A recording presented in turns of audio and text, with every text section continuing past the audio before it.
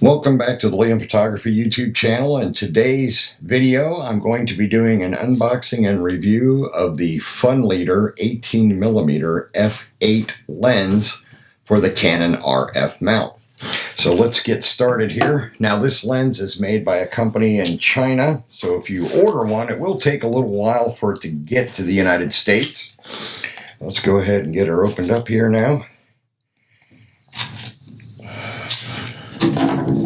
Alright, so as you can see, it's a fairly basic box, and we have our instruction manual, and then the lens itself is in this little clamshell zipper pouch that says Funleader.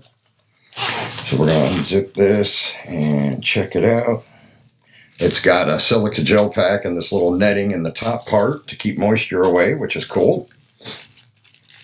And let's see here. Alright, so this is the lens itself. Make sure I got it right side up there. And as you can see, there's not much to it. Now, to give you an idea of how thin this lens is, I have my EOS R mirrorless full frame camera here, and I'm going to pop off the front body cap that normally covers the sensor area.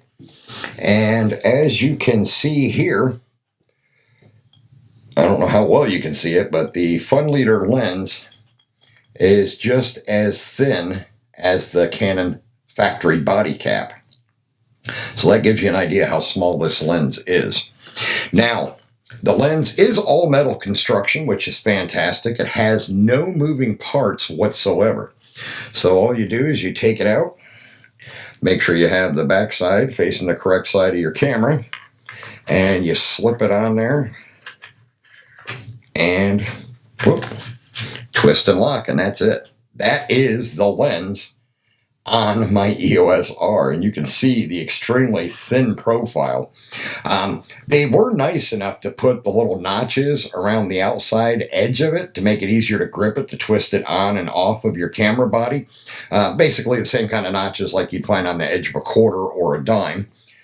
So that was pretty cool. The actual front element is extremely tiny, and it's because it's an f8. So this is a fixed 18mm f8 lens with infinity focus. So like I said, there's no moving parts because there isn't even any autofocus, or focus adjustment, not even manual focus adjustment. But it is an interesting lens. I consider it a creative lens. It may not be for everybody, but I figured for $149, what the heck? I like creative lenses. I have lens babies. I have a Holga toy camera lens for my Canon cameras. I just like to have different things, different types of lenses, just for something new, to kind of try to keep my photography fresh, if you know what I mean. And I think that's a great way to do it. So this is all there is to the lens. Now we're going to switch over to my Mac desktop here, and I'm going to show you some of the sample images that I captured with this particular lens. Some of the images I captured with the Funleader 18mm f8 lens, I actually took my EOS R out with this lens attached to it and used it as the second camera when I was shooting for my Forgotten Pieces of Georgia project. I use my EOS R to geotag all of the buildings that I document on this project, because the Fuji GFX50R does not have GPS built in, and I don't like having it paired with my smartphone all the time to get GPS data embedded into my images. So this particular day I decided, what the heck, I was going to do a review on the Funleader lens. Why not use it as the main lens on my EOS R for that day while I was geotagging my images? So as you can see here, you get some interesting coloring around the sides, some vignetting. I don't know if you would really call this chromatic aberration. I guess maybe it is to an extent, but I kind of like it. It gives you the old film look to your photographs. So I had this building here that I captured in Lumpkin County, and this one here, which was an old produce stand, and then this one, which had been a doctor's office at one time. This one here was another produce stand that might still be open. I'm not sure on that one there. And then I captured this old building, or this abandoned building here. Was, I believe, a dentist or a veterinary clinic at one time, from what locals were telling me.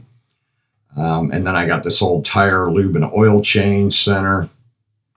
I got a couple of views of that because I had the office building for the same business next door. This was the work bay, service bays, and this was the offices over here.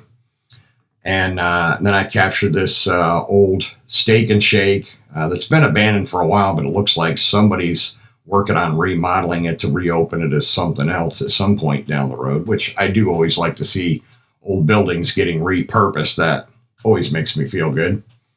Then we have this building here. I don't know for sure what this one was. It didn't have any kind of sign on it. It could have been a secondhand or thrift store or something like that. Then this one was an old community center. Supposedly the sign says you can still rent it out for weddings and other events, but this is actually located in what's listed as a ghost town in Lumpkin County. There's only 2 towns in Lumpkin County. There's the county seat of Dahlonega, which is a pretty big city, pretty good sized city. It's a college town. And then I think it's pronounced Aguaria, Georgia, which is listed, if you look it up online, it's listed as a ghost town.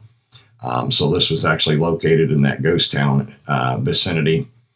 This was another building right next to the community center that looked like it might have been an old city storage building or something like that. And then there's this old general store, which was the only store that existed in this town at one time. And you can see the old Coca-Cola machine out front and a big Coca-Cola sign hanging up above. And then I found this Jerry's Souprette, an abandoned gas station and convenience store. This one here, I don't know what this might have been at one time, but it had a lot of old debris laying around, tree parts, and an old limousine over here to the side rusting out. And then another abandoned gas station, a couple more abandoned gas stations. This one was a variety store that I caught in Habersham County, which I'd already filmed, but I hadn't seen this building the first time I was in Habersham County. So as I was passing out of Lumpkin through Habersham to go to Stevens County, I stopped and grabbed this store real quick as well. A little variety store, a gas station at one time. So as you can see, I mean, it's not an optically flawless lens. And let's be honest, that's not why you buy a lens like this. You buy it as a creative lens to kind of keep your creative juices flowing as a photographer. That's what I like to have creative lenses for, is exactly that reason. And I think the Funleader lens is a lot of fun to go out and shoot with, and it gives you some unique old school film look, in my opinion. So that's my take on it, and I wanted to share these images with you, my viewers.